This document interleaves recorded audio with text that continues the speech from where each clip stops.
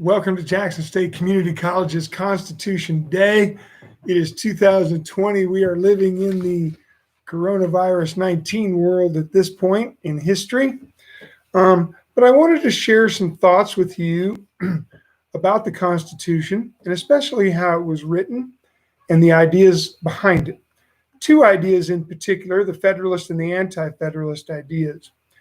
One of the ideas that was put into the Constitution that came up at the Constitutional Convention and the long debates that occurred after that was a discussion about the Electoral College. There has been currently a lot of discussion about eliminating the Electoral College and going to the popular vote, but our founding fathers understood that popular excess could occur when you have some type of demagogue or something, and you really don't want popular excess to overwhelm what is a good thing in the short run, overrunning something in the long term. So the Anti-Federalists were not real happy with the Electoral College, but they didn't argue about that. But I'm not really here to talk to you today about the Electoral College. Although the Electoral College is really important in electing presidents, I want to get to another issue that has to deal with the Electoral College because it's based on members of the House of Representatives and the numbers in the House of Representatives and the numbers to become president, Senate, and the House.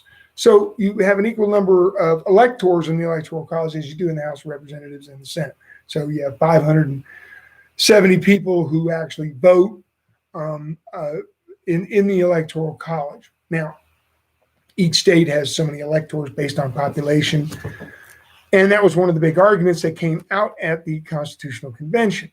The argument was, how are we going to create a legislature? Well, let's create one House Congress. Well, no, that's not fair. Well, let's base it on population. Well, that's not fair to the large population states. So ultimately, they had the large state plan, they had the small state plan, New Jersey plan or whatever. And then they came up with the Connecticut Compromise, or what is the Great Compromise.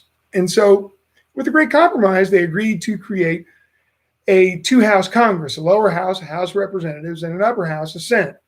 The Senate would be based upon every state having equal representation, 2 senators, and a House of Representatives that would be based on population. And a census would be taken every 10 years to adequately give each state their required electors. Article 2 of the Constitution basically lays out what is representation in the House, how representatives are going to be elected, etc. But I'm not even really here to talk about that today either. What I'm going to talk to you about is the possibility, not so much of eliminating the Electoral College, but let's look at representation itself. Okay? So you have a Congress, you have every state afforded 2 senators. But technically, wouldn't you say that states like Texas, California, New York, and Florida would be overrepresented or underrepresented in the Senate, given that states like Wyoming and Alaska, which have less than 1 million people, have 2 senators? They only have 1 representative because they have such small populations. And some people argue that because these Western states have so much representation in the Senate and so small a population, that they have a tendency to dominate the natural resource committees, the interior committees that make up Congress that deal with natural resources. And to a certain extent, they would be right. So what's the problem? Well, the problem is you're going to have to amend the Constitution to change that. And Alaska is never going to go along with that. And the politically charged environment that we live in today, it's just nothing's going to happen. Especially changing the Constitution to afford small states with small populations 1 senator. So the other thing that I want you to take a look at today is representation itself.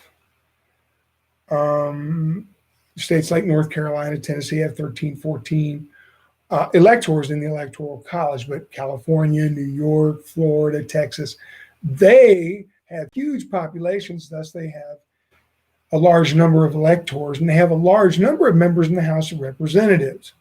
Now, that's all good and well. some people claim that nothing's getting done in government today.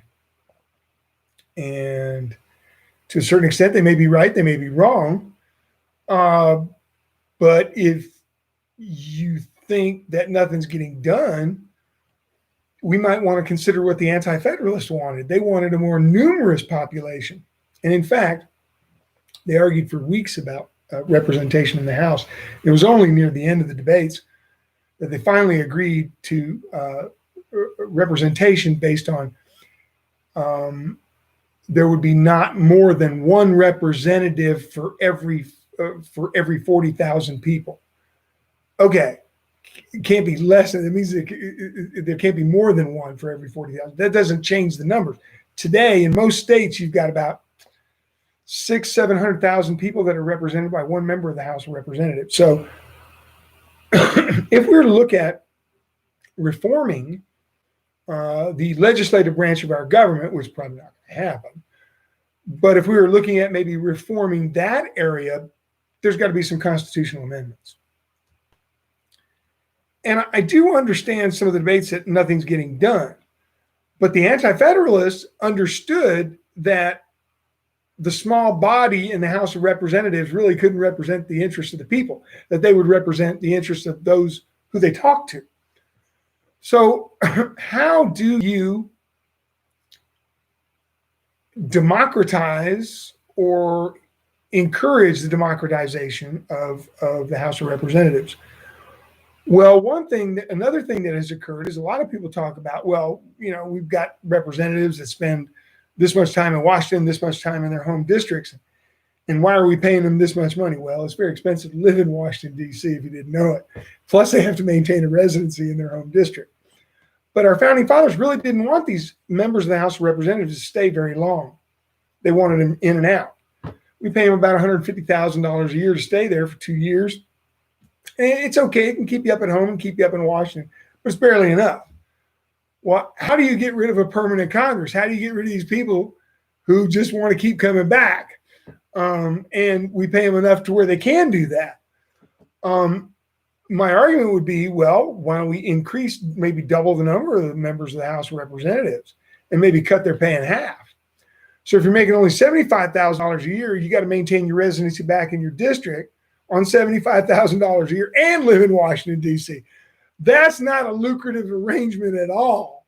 And anybody who does that is going to be just like our Anti-Federalists wanted. They're going to go up there maybe one, maybe 2 terms. They're going to realize that this is not a moneymaker for me. They're going to get out. They're going to go back to their home district and hang up their shingle. One other thing that I want to talk to you real quick about on Constitution Day, and that is the presidency. We are allowed, that's another thing about debate, he's not going to leave office if he doesn't get elected, or whatever. No, it doesn't work that way. We have a constitution. You're allowed 2 terms. That's it.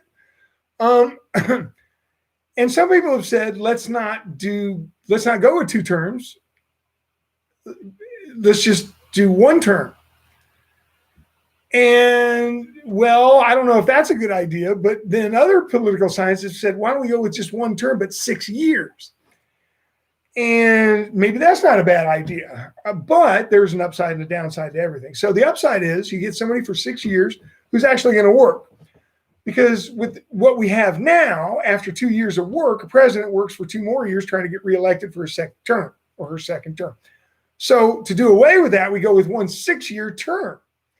And that is, we get 6 years worth of work out of you because you're not working for reelection. You're going to work 6 years.